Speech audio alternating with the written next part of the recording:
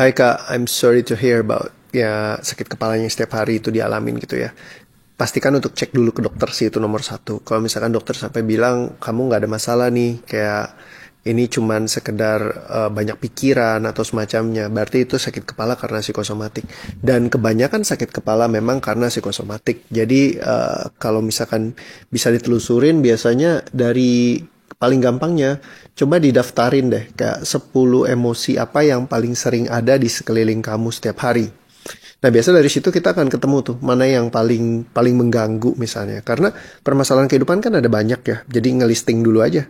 Oh, emosiku dari sini. Berarti itu yang jadi sumber utama yang perlu diselesaikan dulu gitu. Karena kalau misalkan sampai sakit kepala terus-menerus, ya itu sih ya kemungkinan besar sih kalau udah kependem ya. Jadi kayak kalau nggak sengaja, kadang kita dalam kehidupan itu seringkali nge-repress emosi kita. Jadi kayak kita punya beban emosi di masa lalu yang mungkin kejadiannya intens banget, bikin kita sedih banget, kecewa banget misalnya. Terus dia kependem di dalam. Terus kita nggak bisa keluarin. Nah, jadi kita nggak tahu caranya gimana sih cara ngebuangnya. Akhirnya jadi nyangkut di bawah. Ya, terus makin lama dalam perjalanan kehidupan makin banyak sehingga terjadi akumulasi. Tadinya cuma sedih misalkan. Terus ada marah, kita coba kendalikan. Ada kesal, kita coba kendalikan. Ada kecewa, kita coba kendalikan. Ada dendam, kita coba kendalikan. Akhirnya ada banyak tuh emosinya, sedih, marah, kecewa, dendam, dan lain-lainnya. Ngumpul jadi satu. Nah, itu yang biasanya jadi tekanan di dalam tubuh fisik kita. Misalnya kita sedih kan, gitu ya. Itu kan tekanan semua tuh. Misalnya kita marah, itu juga tekanan semua. Nah, tekanan-tekanan inilah yang berdampak di dalam tubuh fisik kita. Salah satunya ya tadi, kalau misalkan sampai kena ke kepala. Kalau sampai GERD anxiety, ya berarti kan emang GERD-nya yang disebabkan sama anxiety kan. Berarti ya karena kecemasan, biasa ketakutan akan kematian, ataupun takut sakit, dan macam-macamnya seperti itu. Nah, itu yang biasa menjadi penyebab-penyebab yang akhirnya berulang terus kepikiran, dan semakin ingin sembuh, masuk ke patternnya paradoxical loop, silahkan lihat di video yang sebelumnya, itu yang akhirnya bikin kita jadi ya penuh dengan ketakutan hidupnya. Akhirnya itu yang bikin jadi kayak masuk mode survival terus ya. Jadi sehingga tubuh kita itu penuh dengan tension atau tekanan dan kondisinya dalam ya kadang banyak yang namanya hormon kortisol yang bikin jadi akhirnya berdampak ke kondisi tubuh asam. Ya, jadi hal-hal seperti ini perlu sih untuk dirilis ya, belajar untuk buangnya gimana gitu. Bisa lihat di video saya ada panduannya tuh gimana sih cara ngebuang beban emosinya, langkahnya tuh seperti apa. Nah, kalau itu dilakukan secara saksama, baru akan ngebantu nge-heal, akan hilang. Karena kalau yang kayak gini dikendalikan akan makin parah malah justru. Karena beban emosi yang dikendalikan biasanya akan mengendap dia di layer bawah sadar kita. Saya udah jelasin juga di video yang sebelumnya. Silakan lihat-lihat ya. Kejadian yang membahayakan nyawa itu biasanya bikin kita overthinking dan ketakutan yang berlebihan karena dia embedded di bawah sadar kita bahwa ada sesuatu kejadian yang membahayakan sehingga kita harus menjaga diri kita, dan seringkali ketika dia terekam di dalam nervous system kita itu jadi terus-terusan dan nggak bisa hilang selamanya, jadi bisa ke bawah sehingga akhirnya bikin kita overthinking terus. Jadi penyebab pertama adalah kalau misalkan overthinking itu biasanya karena kita pernah ngalamin kejadian yang hampir membahayakan jiwa, misal pernah pingsan. Ketika pernah pingsan biasanya akan ke-recall lagi. Nah, tapi yang uniknya adalah salah satunya juga ketika orang yang kita cintai itu juga ngalamin hal yang sama. Belum lama ini saya punya overthinking yang sangat parah sekali juga, ke-trigger dari sebuah event peristiwa. Ya, waktu itu pas kemarin ini istri saya sempat kayak lagi gak enak badan gitu ya, sampai lemes banget. Terus dia pas lagi di ruang tamu, terus dia bilang, aduh aku gak enak banget gitu, tolong bantu aku, bopong aku gitu ya, bantu digeserin gitu ya. Nah, saya bantu nih, pegang, sambil saya pegang, terus tiba-tiba dia kayak lemes banget gitu, aduh lemes banget. Begitu lemes banget, terus aku pegang begini, and suddenly dia langsung shutdown. Nah, ketika dia shutdown, matanya itu ngeliat ke atas yang kayak orang di film apa sih, ya kayak di film-film ya, kalau meninggal kayak gimana sih, langsung ngeliat ke atas gitu. Terus kayak sama sekali kayak nggak ada suaranya gitu ya, bener-bener kayak cuma kek gitu.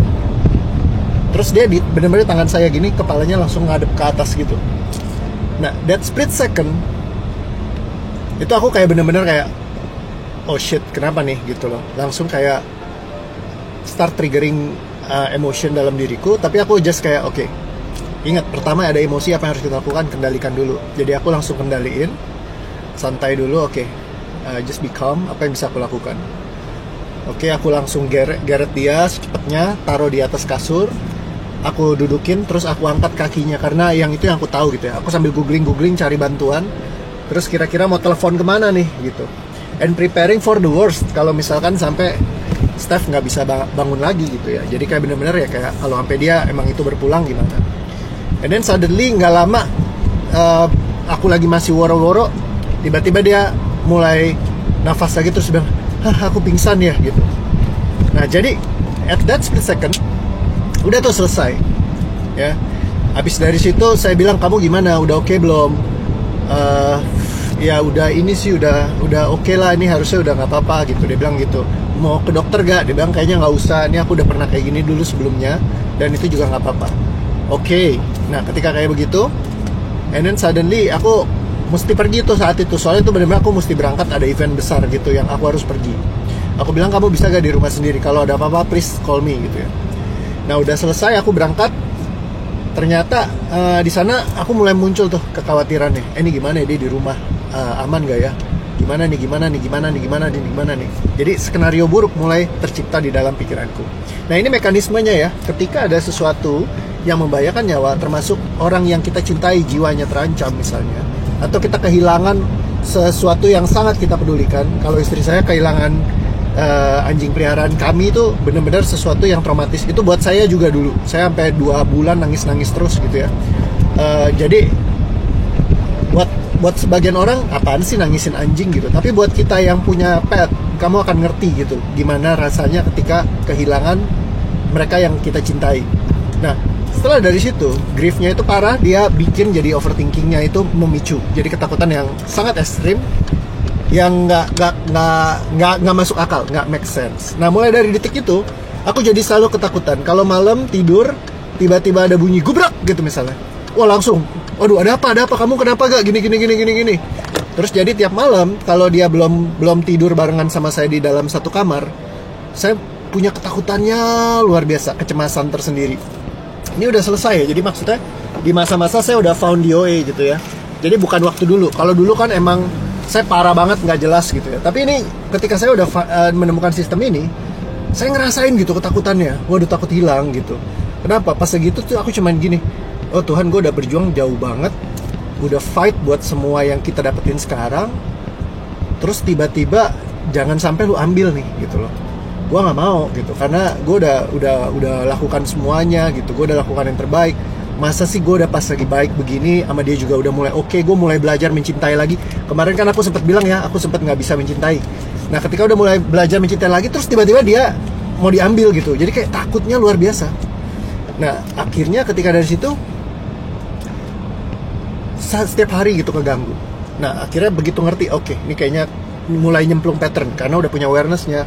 Oh gue punya masalah nih, apa yang lakukan? Langsung beresin. Rilis, baru kosong tem. Saat itu juga udah tenang, sampai sekarang ya baik-baik aja. Nah jadi dalam kehidupan kita seringkali kayak begitu teman-teman, ngadepin kejadian-kejadian yang kita nggak duga, yang bisa aja memicu kita loh. Jadi kita perlu beresin tuh supaya nggak nyiptain trauma batin yang bikin kita overthinking, ketakutan dan lain-lainnya.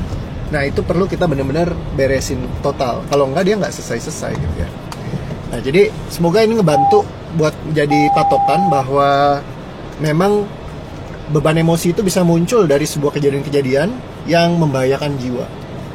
Ya, jadi kalau misalkan Anda punya sebuah kejadian-kejadian yang seperti itu dan Anda mulai ngerasain kayak overthinking, kecemasan berlebihan, takut akan kematian, takut segala skenario terburuk di atas muka bumi yang Anda ciptakan, itu sesuatu yang bisa dibuang dari nervous system kita. Jadi bukan sesuatu yang harus kita pelihara terus seumur hidup, tapi ya memang kita perlu belajarin caranya ya, supaya bisa benar-benar bebas. Semoga membantu ya dari cerita saya. Thank you semuanya, dadah. Ketakutan akan kematian sudah saya pernah bahas ya kak waktu itu. Ini adalah disebabkan dari mungkin ada anggota keluarga yang sudah pernah meninggal, atau kita pernah mengalami kejadian yang membahayakan jiwa, atau ada orang yang kita cintai mengalami kejadian yang membahayakan jiwa. Nah itu biasanya menjadi trigger dari anxiety yang akan menciptakan ketakutan akan kematian. Ya, jadi kalau misalkan itu paling sering, sama satu lagi juga takut akan siksa neraka, siksa kubur gitu ya. Itu juga salah satu ketakutan kematian yang paling banyak. Ya, jadi ketakutan kematian ini bisa banyak patternnya, bisa itu, bisa juga dari dia adalah seorang tua yang takut kehilangan, kalau misalkan dia mati anaknya gimana nanti, kekhawatiran akan keluarga juga ada. Jadi ada bisa banyak hal yang memicu. Nah, dan setiap ini punya titiknya sendiri yang untuk di releasing. Kalau misalkan dia udah diberesin baru bisa sempurna, beres, selesai, tuntas kayak gitu ya. Kalau nggak dia akan terus-terusan kayak energinya akan terus-terus mancing, manggil-manggil terus. Ya karena dia ada core emotionnya yang di-trigger, yang nembak-nembak terus. Nah, contoh kasus yang pernah saya tanganin adalah Ibu Kwek Lina ya dari Taiwan. Ya dia kalau misalkan sampai dengar soal kematian, langsung dia bisa sampai tensinya itu langsung rendah. Ngelihat yang namanya peti aja, saya itu ngedrop. Darah saya yang tengah itu bisa sampai 50 atau 40. Kalau saya ke dokter, dokter bilang, kok kamu nggak pingsan ya? Dan saya akan pusing 2 hari. Setiap kali ada kejadian dia ngelihat tentang kayak kematian ataupun ada mobil ambulans kayak gitu ya, itu langsung perasaan seperti itu muncul terus. Nah ternyata core traumanya adalah ketika kakeknya kecil meninggal. Ya meninggal tiba-tiba, dia sangat kaget, shock gitu ya. Nah muncul dari saat itu ya akhirnya terbawa dalam jangka panjang, sehingga akhirnya jadi selalu takut akan kematian.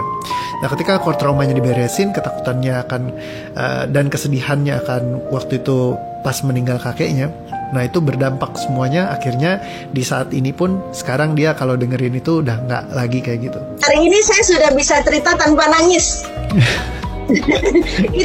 itu kalau misalnya udah keluar ya, udah lepas, itu kita nggak akan nangis lagi teman-teman. Tapi pada saat belum keluar, mau ngomongnya aja tuh, aduh di sini tuh sakit banget. Banyak yang bilang ini problemnya muncul gara-gara sakit gigi katanya. Sampai 30 tahun ini saya akhirnya harus tabut 3 gigi. Yang tidak ada salah. Disangkain gigi. Iya, pikir sakit gigi, ternyata giginya dicabut juga saya masih ngerasa panas di bagian telinga.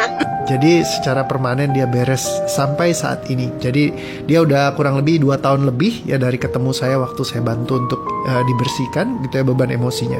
Nah jadi bisa muncul dari hal-hal seperti ini karena ngelihat orang yang kita cintai atau kasih meninggal ya, atau kita sendiri yang mengalami kejadian yang membahayakan. Nah jadi itu yang bikin ketakutan akan kematian ya, dan cara ngebuangnya gimana bisa belajar di playlist. Saya udah pernah masukin ya, ada cara langkahnya untuk ngebuang beban emosi kayak gimana. Silahkan dicek ya. Thank you.